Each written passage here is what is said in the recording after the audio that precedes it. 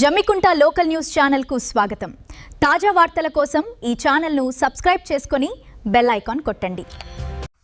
జమ్మికుంట పట్టణ ప్రజలందరికీ కూడా నమస్కారం. ఈ రోజు డబుల్ బెడ్రూమ్ల ఇండ్ల పరిస్థితి ఎట్లా ఉందని చెప్పి ఈ రోజు మా మున్సిపల్ కౌన్సిల్ అందరం కూడా ఆ కౌన్సిల్ సభ్యులందరినీ తీసుకొని ఈ రోజు 2 BHKని కేశవపురం కస్తూరిబా స్కూల్ దగ్గర ఉన్నటువంటి కొన్ని ఇండ్లను పరిశీలించడానికి రావడం జరిగింది. ఎందుకంటే ప్రభుత్వము డబుల్ బెడ్రూమ్ పంపిణీలో లబ్ధిదారులందరినీ కూడా సెలెక్ట్ చేసే పరిస్థితి ఉన్నది. ప్రజలందరూ కూడా అక్కడ ఇండ్లన్నీ పూర్తయిపోయినాయి, మేము ఇంకా మాకు మంజూరు చేసినటువంటి పత్రాలు ఇస్తే దానిలో నివాసంగా ఉండొచ్చు అని అనుకుంటున్నారు.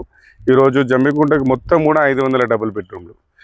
అప్పుడున్నటువంటి బీఆర్ఎస్ పార్టీ రాష్ట్ర ప్రభుత్వం ఇది నిర్మాణ దశలో మొదలుపెట్టి పూర్తయ్యే దశలో ప్రభుత్వము మళ్ళీ మారడం, కాంగ్రెస్ ప్రభుత్వం ఏర్పడడం, కాంగ్రెస్ ప్రభుత్వం ఏర్పడ్డ కొద్ది నాళ్ళకి గత ప్రభుత్వం చేసినటువంటి తప్పులను కానీ మేము ఏం చేయము, మీకు అప్పుడు ఎటువంటి డబుల్ బెడ్రూమ్లు ఇవ్వలేదు అని చెప్పి వాళ్ళు చెప్తూ ఈరోజు 3 సంవత్సరాలు పూర్తిగా వస్తుంది కాంగ్రెస్ ప్రభుత్వం ఏర్పడి.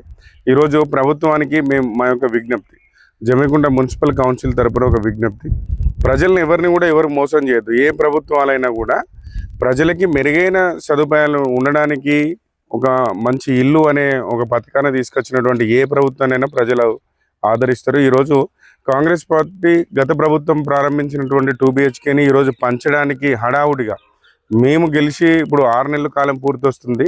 6 నెలల నుంచి ఇగో రేపు ఇగో రేపు ఇగో రేపు అని చెప్పి వాళ్ళు ప్రచారాలు చేస్తున్నారు.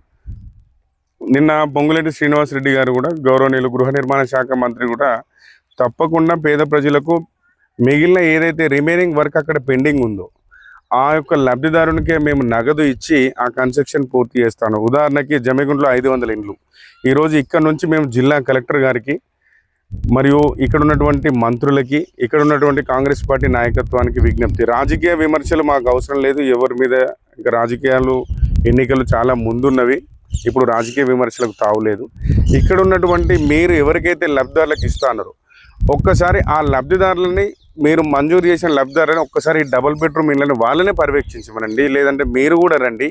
లేదు ఇక్కడ ఎంత ఖర్చు అవుతుంది, ఎంత నిధులు కేటాయిస్తే ఈరోజు ఈ డబుల్ బెడ్రూమ్లు అన్నీ పూర్తిగా వస్తాయి. ఈరోజు ప్రజలకి అబద్ధాలు చెప్పుకుంటూ ప్రజలని ఆశగా ఎదురు చూసే విధంగా ప్రభుత్వాలు చేయొద్దు.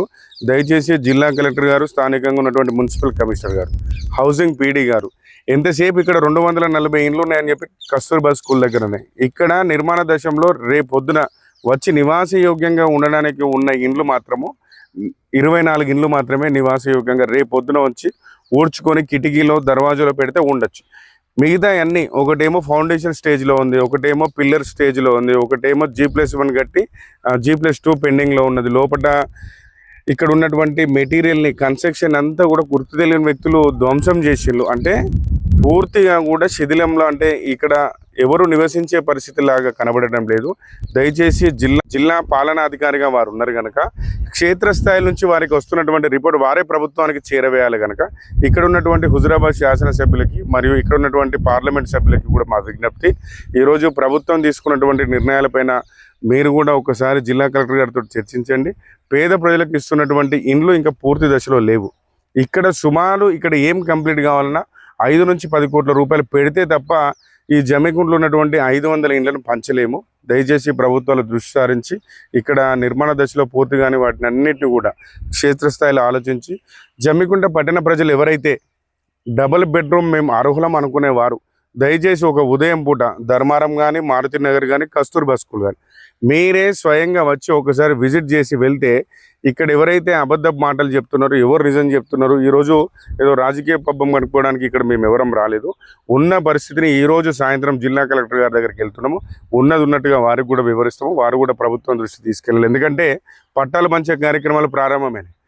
పట్టాలు పట్టుకొని ప్రభుత్వం వచ్చి 3 ఏళ్ళు అవుతుంది, మళ్ళీ లబ్ధిదారుడు పట్టా పట్టుకొని మళ్ళీ 3 ఏళ్ళు చూస్తే ప్రభుత్వాలు మారే పరిస్థితి ఉంటాయా, మళ్ళీ ఎవరు చేస్తారనే ఆందోళన ఎవరు గురి కాకుండా దీన్ని క్షేత్రస్థాయిలో పరిశీలించి తగిన నిధులు విడుదల చేసి లబ్ధిదారుకు న్యాయం చేకూర్చాలని చెప్పి తెలియజేస్తున్నాం. Thank you. దయచేసి జమ్మికుంట లోకల్ న్యూస్ ని లైక్ చేయండి, షేర్ చేయండి మరియు సబ్స్క్రైబ్ చేయండి.